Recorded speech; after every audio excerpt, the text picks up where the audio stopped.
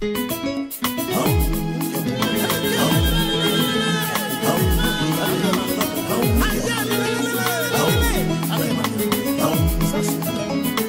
dans le Seigneur, avant que je commence l'émission, je vais commencer par une prière d'abord, avant que je me présente.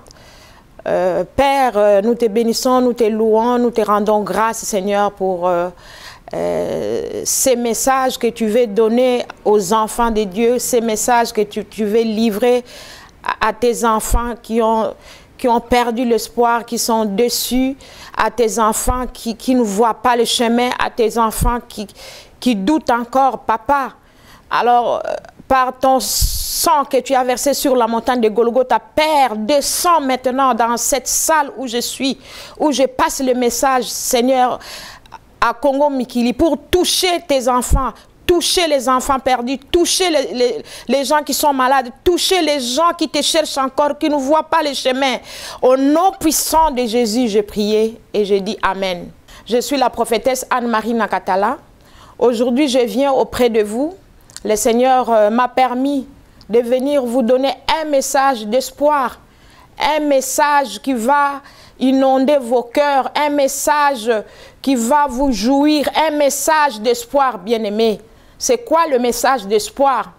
À chaque génération, à chaque moment où il y a eu crise en Israël, à chaque étape où il y a eu des problèmes dans le monde, dans un pays comme nous actuellement au Congo, Dieu, l'Éternel, Tout-Puissant, envoie toujours un messager, envoie toujours un prophète pour libérer le peuple, pour libérer les enfants de Dieu. Alors c'est ces messages-là que je vous amène aujourd'hui. C'est ces messages-là que je viens vous adresser aujourd'hui. Ces messages-là qui vont vous donner l'espoir. Je parle du Congo. Je parle de notre pays, le Congo. Bien-aimés, regardez aujourd'hui, l'Église est morte. On ne voit pas vraiment la bonne parole dans des églises. Il n'y a plus des intercesseurs dans l'église. L'église est devenue un milieu de marchands. L'église est devenue un milieu où vraiment on trouve de tout. L'église est comme Yesika Diaboulou, Satanakota. L'église est comme à Bobiné. Yangwana lelo bana nzambe. Bana Congo na memeli bino message à espoir. Ezat ke nanzela ya losambo. On a sambeli mikolo ebele. Oyo nzambe aye kolakisa ngai ke toza na prophète moko na kati na mboka na biso kasi prophète wana azoloba nanu te makambo oyo nzambe atieli ye avant na kota na profondeur ya message bien aimé na kotangela bino nanu parole biblique. Amen. Tokotanga na mokanda ya Ézéchiel na chapitre 3 verset 17. Fils de l'homme, je t'ai établi comme sentinelle sur la maison d'Israël. Tu écouteras la parole qui sortira de ma bouche et tu les avertiras de ma part. Quand je dirai aux méchants, tu mourras. Si tu ne l'avertis pas, tu ne parles pas pour détourner le méchant de sa mauvaise voie et pour lui sauver la vie. Ce méchant mourra dans son iniquité et je les redemanderai son sang. Mais si tu avertis le méchant et qu'il ne se détourne pas de sa méchanceté et de sa mauvaise voie, il mourra dans son iniquité. Et toi, tu sauveras ton âme. Si un geste injuste se détourne de sa justice et fait ce qui est mal, je mettrai un piège devant lui et il mourra parce que tu l'as pas averti. Il mourra dans son péché. On ne parlera plus de la justice qu'il a pratiquée et je lui demanderai son sang. Au verset 21, mais si tu avertis les justes de ne pas pécher et qu'il ne pêche pas, il vivra parce qu'il est laissé averti. Et toi, tu sauveras ton âme. Alléluia. Na message nzamba azali ko lakisa biso ke a établir biso lokola ba sentinelle pona liloba na ye, a établir biso ba sentinelle pona ko loba oyo penza message ezali ko ute pa ya nzambe kasi tozali ko mona nini lelo bien aimé na ba église ba pasteur ezala ba prophète ezala ba apôtre liloba nzambe komi détourné liloba nzambe komi lokola piraté liloba nzambe oyo nzambe azali ko loba po ba loba po na peuple na bango kasi bazali ko loba te liloba wana eza piraté po te batu bazali ko banga po na ko loba batu baza na peur alobi soki na lobi na ko kufa kasi soki yo ozali ko loba ke soko lobi ko kufa ozali ko kimisa molimo na yo kasi liloba nzambe ezali ko loba na biso soko kimisi molimo na yo okufi mais soko okufi pona baninga na yo nzamba ko yiko bikisa yo yango na bien aimé lelo na memeli bino liloba ya espoir ya ko loba ke mutu nyonso ya zwaka message ezala mwasi to mobali oyo azwaki message pona mboka na biso Congo abima aloba message wana abomba ngo pona ye moko te le Congo doit prendre corps bien aimé batu bakufi mingi na mboka na biso batu bana basi baza violé na mboka na biso ata mutu moko azozwa courage ya koloba te ata mutu moko azozwa courage ya koteya oyo nzambe apesi poto teya azate yango wana bana nzambe lelonga na telemi po na peuple na biso congolais na ye koloba na bino ke na génération nyonso nzamba pona kaka mutu moko apona ka prophète moko pona koya koloba maloba oyo nzambe atindeli ye yango wana bien aimé na tango na Israël bomonaki ba prophète bazalaki ebele oyo nzamba aponaka Jérémie na tango na ye ayaka na génération na ye Moïse na tango na ye ayaka na génération na ye ba prophète Amos ba Michée ba Jérémie ba prophète baleka ebele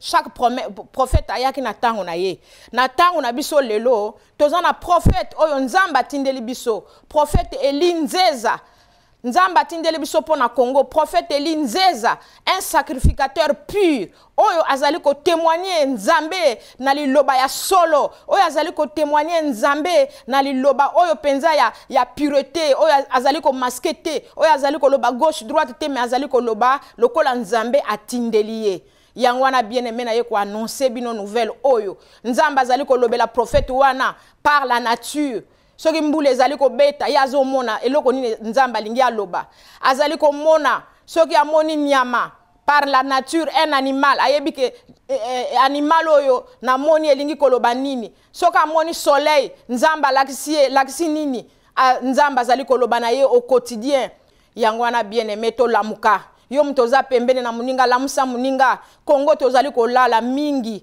tolali mingi bandeko na biso bazali kokufa tolali mingi na kati ya mboka Congo yo mtosi olamuki lamusaka muninga lamusa muninga oyo azali kolala lamusa muninga oyo azali komona te bosanganaka bobenganaka na mboka mopaya oyo biso toyaki tozana batotiki batata totiki ba mama bobenga na rapona liloba ya nzambe nzamba lingi ko sala pona mboka na biso Congo Dieu n'a pas gardé silence pour notre pays yango na tindeli biso prophète Eli Nzeza prophète oyo azali un sacrificateur prophète oyo azali komi kaba mokolo na mokolo pona liloba ya nzambe biso tozali bana ya royaume na kati ya royaume oyo ya nzambe tozala bana ya solo totika mabe totika masumu tolanda prophète Eli Nzeza bandeko na kolakisa bino na bilembo oyo nzamba azali kolakisa ke atindi ye azali kopesa ye ba message pona mboka na biso na Congo tala église na biso na Congo ekufi bandeko église ekomi ba miracle ya lokuta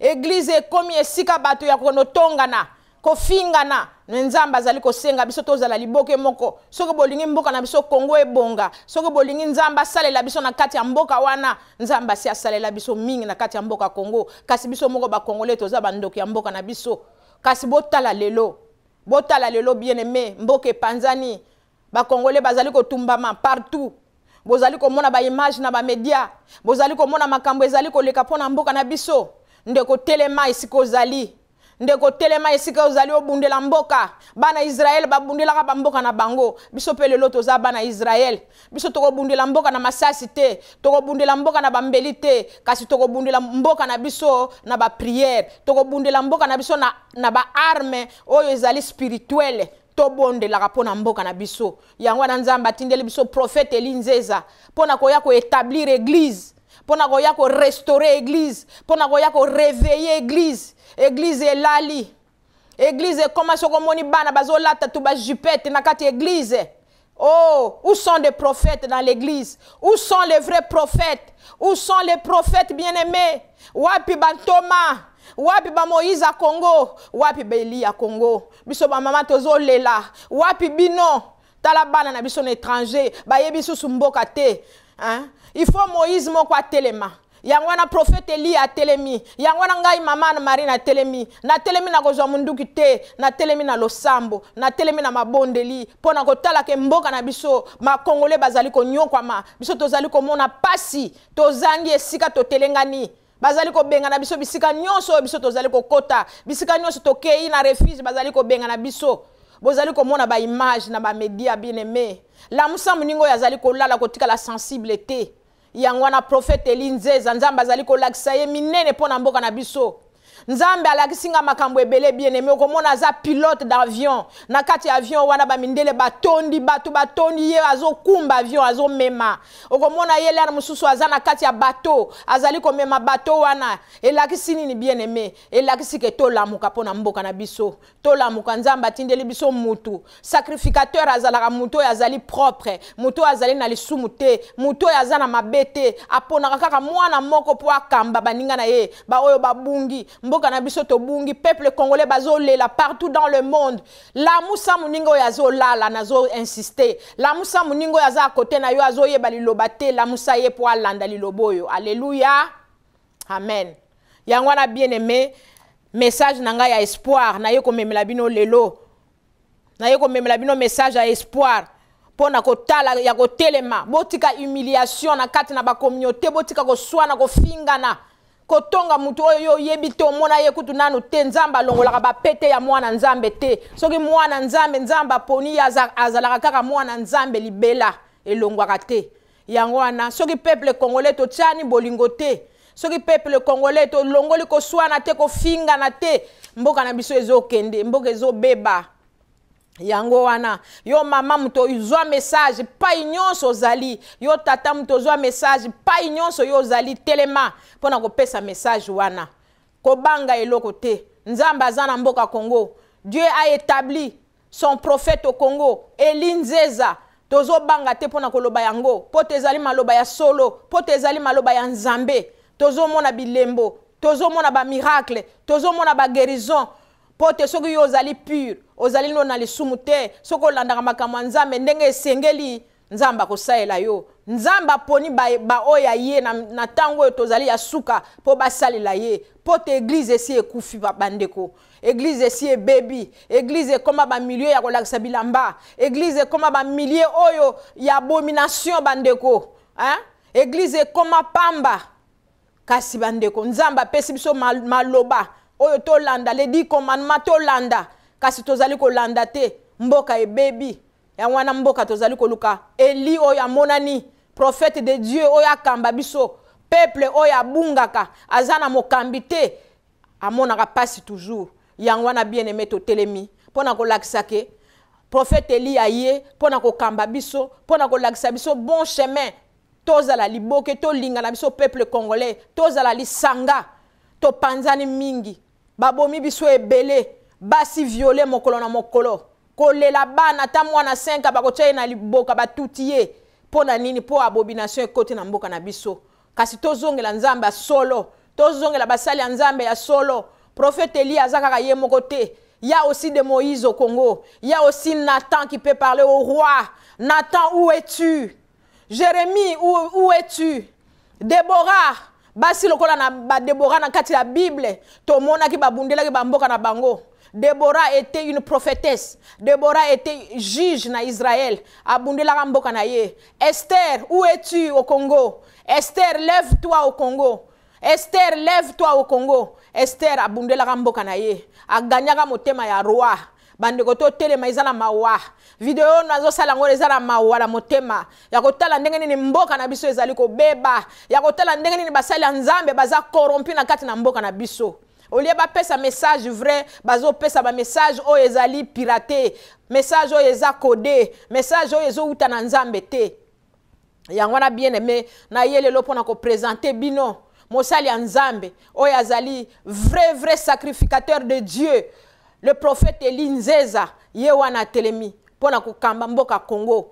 na bitumba te na mbeli te na munduki te kasi na liloba ya Nzambe kotangisa bana Nzambe liloba ya solo Nzamba pesi ye mission ya kosala taba ofelina tala bana na biso ebele ba parents ba kufi batikali ba orphelin batikali ba mama ba veuve bazana bisika te bazali konyokwama kasi yo ozali na mboka mopaya okolia loso bwaki okolamba fufu obwaki baninga na yo na mboka bazomona pasi telema lamuka na pongi oyo Mungu na lalisa yo lamuka na pongi oyo Mungu na lalisi yo longtemps pote omona nini ezali koleka na mboka na yo pe ozwa conscience peuple congolais zwa conscience lamuka lamuka lamuka lamuka lamuka zwa conscience na maloba Nzambe telema lamusa muningo ya zo lala nanu alali longtemps na kumisi pe na sanjoli bandeko yo balamusaka baninga ba mama yo bazo lamusa baninga prophète Elio azali ko lamusa baninga na tondi pe na kumisi ba ndeko nyonso tozana bango na kati na royaume oyo tosangana lundi na mardi pona ko lamusa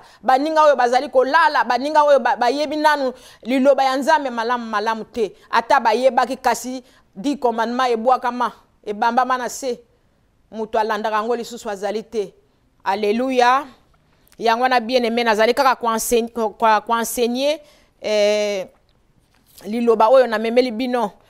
Satan alingaka te na ba génération nyonso ya ko lakisa bana Nzambe nzela oyo Nzambe azali ko lakisa bango ya ko reconnaître message nyonso omonyo ezalaka ya solo ezalaka bafoué kasi tango Nzambe a visitaka bana na ye apesi au jour ya visitation il faut Hollanda il faut oyoka en âge il y a toujours eu un prophète comme Jérémie comme Amos comme Michée Yangwana Nzamba tindeli biso prophète Eli Nzeza pour a restaurer église, a restaurer image ya église, a restaurer image ya sacerdoce, a restaurer ministère, a restaurer ba ministre de Dieu ya Congo pour église et baby mingi. Bana mingi bakendeka susu na ndako Nzambe te, batu ebele bavane na bandako bien-aimé, bazo sangana lisusu te, kasi yo sokozo sangana lisusu na baninga te oza mutu ya kokufa. Sokozo sangana lisusu na ecclesia te esili okomi mutu pamba liboso ya Nzambe Nzamba alongoli image na ye oyo atiaki epa na yo abwaki Nzamba abwakaka image ya bana na ye te kasi Nzamba yaka koluka yo ata oza na pasi ata oza na bisengo ata oza na nini alukaka kaka yango wana bandeko totelema mpona mboka na biso Congo to restaurer église na kati ya mboka na biso Congo na nzela na biso ya prophète Eli Nzeza bandeko koyoka soni te bien-aimé na yebi ko oza na Londres Nzamba si alobela yo. Na yebi ko oza peut-être na Italie, Nzamba si alobela yo. Na yebi ke peut-être ozali na France, na Belgique, na Suisse, dans le monde entier, un Congolais, Nzamba si atusha motema na yo, mais oza ko banga. Ozo banga batu po loba ko banga te. Tokomi na tango ya ko banga lisusu te. Tokomi na tango oyo vérité bima. Tokomi na tango oyo ya kowela mboka. Tokomi na tango oyo population fo ezonga na bon chemin. Fo tozonga na nzela. To longwa na nzela ya mabe to batela mboka na biso boko tala ndenge nini prophète Eli Nzeza Nzamba azali kolobele même ba frontière na biso na Congo ba yibango ba frontière na biso na Congo ba yiba botala ndenge nini ba congolais tozo telengana bazo benga na biso partout oyo tozo konoluka ba refuge yango wana to telema pote to bongisa mboka na biso na kombo ya papa Mfumuki Mbangu bango ba prophète aliboso to landa ndakisa na bango to landa ndenge bango bazalaka kozala papa Simoki Mbangu ateyaka pe ayebisaka biso ke tozala bana oyo ya kobundela mabele tozala bana oyo ya kotosa mobeko na Nzambe koboma muninga te kokosela muninga likama mabe te ko humilie muninga te Nzamba lingaka biloko wana te eza biloko moko Nzambe pesaka motema Nzambe pasi ya kotonga mutu oyo yo yebi te omona ye kutu nanu te ezo humilie Nzambe mboka na biso ezo dinda olie to tonga naka to finga naka to salaka ba polémique malamu to bundela mboka tata telema mama telema pona ko bundela mboka na yo Congo pote Nzamba tindela biso lokola tindi prophète Eli Nzeza atinda lisusu ba Moïse atinda lisusu ba Amos atinda ba Jérémie ba Abraham bolakisa kotala Abraham azalaki père de toute une multitude ya bana na ye Abraham biso toza bana Abraham lelo tala ndenge nini Nzamba salelaka Abraham atana pasi atana bisengo kolemba te mama ata oza humilié rejeté kolemba te mama na memeli yo message à espoir nzamba abwakaka oyo ya ye te na ntango yo omoni ke ekomi pasi nzamba alobi ntango wana nga naza na yo na ntango kongo ozomona ke okomi lokola mwasi oyo atangaka makila mbula na mbula lere wana nzamba aza na yo telema église ekomi na abomination bakisi banganga homme de Dieu bakoma bato bakisi bakoma ba magicien olie ya kote ya bana nzambe liloba ya solo olie bate ya bana nzambe le premièrement et comme kaka yaka okozwa ndako yaka okozwa kiti yaka okozwa TV bandeko matériel eza eloko pamba le bien vient de Dieu nzambe mutabenisaka bana na ye de génération en génération soki totangi Bible ko bana na Genèse tina Apocalypse nzambe nde mutapesaka pe nzambe muto azwaka yango wana bien aimé telema esiko zali na insister lamusa muninga oyo azali kolala lamusa muninga oyo azolala pongi azomona te bandeko na biso ebele babungi to komi na kati na mboka mwasi na mwasi babalana mobali na mobali babalana makambo wana ezalaka te na mboka na biso ekomi ewuti wapi satana koti na mboka na biso amemi doctrine moko ya mabe na mboka yango wana mama veillez veillez veillez je vous remercie amen amen amen yango wana bana nzambe bobenga biso ba numéro na biso ezali ko défiler na en bas d'écran bobenga biso pona ko lakisa bino maye nzambe asengeli pona biso na mboka Congo bobosa na te tango yo zali ko lala ko bosa na te pona ko bondela pona mboka na yo ko bosa na eloko moko te toujours ko senga na nzambe a éclaircir biso lisusu ko senga na nzambe amimonisa lisusu pote nzamba azalaka na munoko alobaka bandeko po mingi bakolobaka nzamba lobelaka ye nzamba lobaka bandeko soko za na pureté soko se sanctifier nzamba lobaka nzamba azwaka corps akiti abandi koloba Moïse amonaka ezokoma tango moko ya pasi ndeko yo zolala lamuka lamuka lamuka pona mboka na yo lamuka lere yango koloba te anga na yebaki te tango ekoki po bondela obondela pona mboka na yo pote baboti na yo bazana Congo bana na yo bazana Congo. Nous avons cette responsabilité là pour la nation, pour notre pays. C'est pourquoi le Seigneur nous envoie le prophète Élie Nzeza pour rétablir l'église, pour restaurer l'église, pour réformer l'église, l'église qui est piratée, l'église qui est abîmée. Dans l'église aujourd'hui, on trouve n'importe quoi. Dans l'église aujourd'hui, on trouve même les sorciers. Dans l'église aujourd'hui, bien-aimés, il y en a beaucoup des enfants de Dieu ne vont plus dans les églises. Ils sont restés chez eux. Ils sont restés chez eux. Ces âmes-là, bien-aimés, vont aller où? C'est pourquoi il envoie ces prophètes. Quand j'ai prié, le Seigneur me montre ces prophètes Élie Nzeza. Le Seigneur lui parle beaucoup. Il a reçu beaucoup de messages. Il y a des messages qu'il ne vous dit pas encore. Quand il va vous dire, bien-aimé, vous serez étonnés. Vous allez me demander, maman prophétesse Anne-Marie, comment est-ce que le Seigneur peut te visiter? Oui, le Seigneur visite. Le Seigneur a un corps glorieux. Tu peux écouter quand le Seigneur parle. Quand tu es un enfant qui obéit. Quand tu suis les 10 commandements. Quand tu te mets en prière, le Saint-Esprit descend. C'est ça que j'ai senti.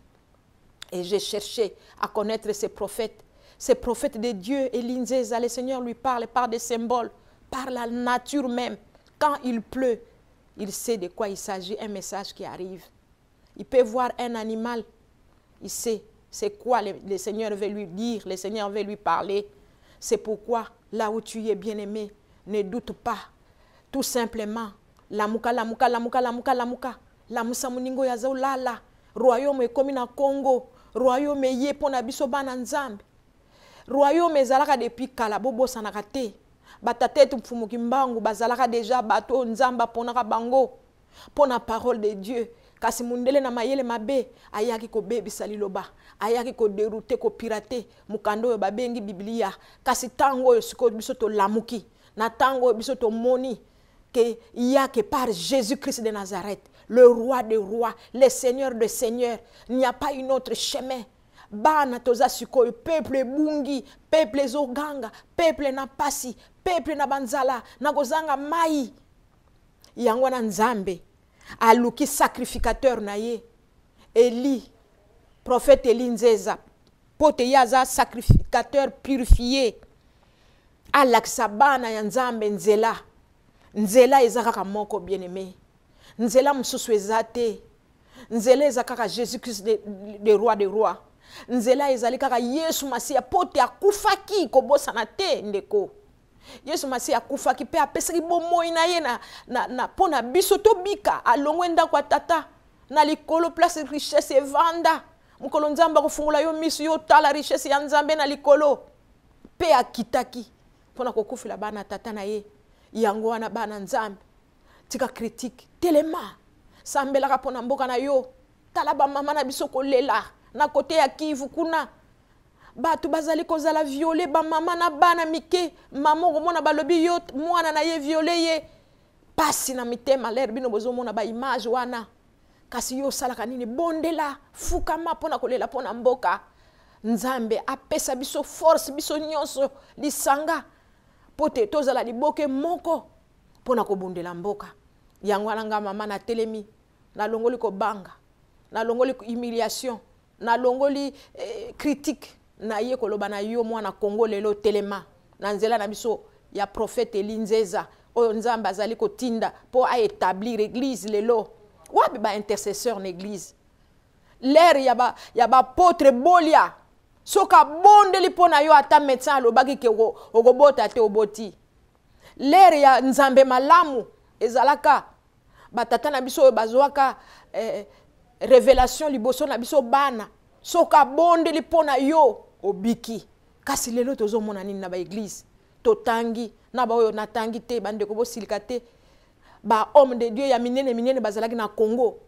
bazolamusa même mutu akufi baza wapi lelo ba homme de Dieu ba prophète baza wapi lelo mboke kufi boza wapi ba Moïse na mboka na biso wapi ba prophète Jérémie oyo babanga kate prophète Jérémie kutu mboka na ye Israël balingai ko lapider ye mais nzamba tenaka ye debout pona koloba vérité yo lelo pasteur okomi corrompu olio lakisa bana nzela nzambe olandi mbongo olandi ba voiture liloba ya nzambe oyo ozwaka tango ozalaki kolala mabele ozalaki ko gêner obwaki olandi na yo mbongo olandi na yo biloko ya pamba mbongo eza na tina te bandako eza na tina te kasi liloba ya nzambe oyo ezalaka lelo lobi pe na libela ezali kaka tozongela nzela ya nzambe na solo biso bana royaume to telemi bana royaume Congo ba telemi to telemi pote tozongisa nzela ya nzambe na solo église ezonga ndenge ezalaka tomonaka bilembo biso tobotami na liloba nzambe tomonaka bilembo ba hébreu tsakala babotama na liloba nzambe tomonaka bilembo bien-aimé ba prophétesse Lucas ou Joséphine soka sambeli pona yo moni nzambe bilembo emonanaki ba apôtre tsakala soka sambeli pona yo moni bilembo yangwana lelo apôtre moko atelemi soko za wapi mi monisa prophète Elinzeza asi abimi prophète de Dieu asi abimi ami monisi na bana Congo maye manso nzamba azali kolobela ye pe na ye moko te bilembo eza ebele bato ebele bazomona bilembo ndenge nzamba azali kolakisa ye azali pilote ya avion munene azali maswa ya munene azomema nzamba azolakisa bilembo ebele soko bondeli moni pona mboka na biso Yesu azolela pona mboka na biso tango mususu yo ozomona mbule ezobeta ozotala mbule ebeti ekatani maya miso nzambe ezolela ezoganga pona mboka Congo bazotumba ba Congolais lokola batumbaka makala bien-aimé oza wapi Eli yo prophète oza wapi yo mwana nzambe oza wapi tosangana comme un seul homme pona mboka Congo telema bondelaka pona mboka na yo sambelaka pona mboka kotonga na te kofinga na te bitumba te kasi mboka ezala na losambo pote tokoma na but na biso pote nzamba se atelemi na mboka Congo. Il est le roi des rois, Jésus-Christ de Nazareth.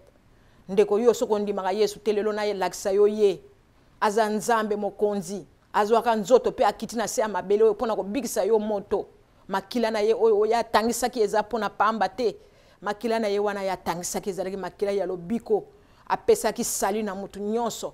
Le salut est gratuit, le salut est individuel. Yaka na Yesu Yesu azali ko benga yo. Longwa na humiliation, longwa na ba critique, longwa na ko finga, pusana yako yo ke lenge ya Yesu ndenga azalaka guteye. Mai na bomoy. Prophète Elinzeza azali oyo liziba, azali source oyo nzamba pesi biso. Source eko koma fleuve munene, fleuve eko koma mer tina ba océan pona liloba nzambe. Connaître le vrai parole de Dieu, connaître un vrai Dieu. Eza eloko kitoko. Soko gute na nzambe wana, soko yebi nzambe wana, oyo nyonso ya ba mokili okoyeba ngoli susute. Oyo nyonso ya ba mokili okomona ngo pamba. Yango nazali ko benga yo moninga mi, nazali ko benga yo ndeko mama, yo mtoza malade na hôpital, yo mtoza na ndeko aza malade quelque part mwana na classe azo mona malamu te, benga biso. Benga prophète Elinzeza, benga biso. Toko lakisa yo nani nzambe, nzamba salaka, nzamba salaka na lelo azo sala. Il est le même hier, aujourd'hui et éternellement. Il n'a jamais changé. Nzamba bongo na raté. Azamu tout est pour changer ba couleur. Azamu tout est pour changer. Azaka ndenge nzamba Moïse. Azaka ndenge nzambe Abraham. Azaka ndenge nzamba ba Isaac. Nzamba ba Esther. Nzamba ba Deborah. Nzamba ba Naomi. Azanzamba ba Ruth. Azaka nzambo ya zalaki pe akozala. Yo kaka disposer motema na yo. Dispose ton cœur. Yango na bandeko na Yesu ko yebisa bino ke bokangama na Yesu Masiya oyo aza roi du Congo. Nzambe na biso aza mususu te kaka ye. Soki bolingi bo mona biso, soki bolingi bo benga biso, ba numéro na biso eko défiler en bas d'écran. Boko mona ango, boko ki ko benga biso po tokene en profondeur ya ko lakisa bino royaume ezali nini, royaume de Dieu au Congo ezali nini, royaume de Abana Nzambe ezali nini. Yango wana napesi bino mbote bino nyonso na kombo na Yesu Masiya, na nzela na biso, na nzela ya prophète Elinzeza, na nzela ya ba prophète na biso ya kala oyo toyebi papa fumukimbango ya kufela ki bino oyo amonaka pasi na prison pona bino tokanga ensemble tozala liboke pona kobikisa mboka Congo matondo.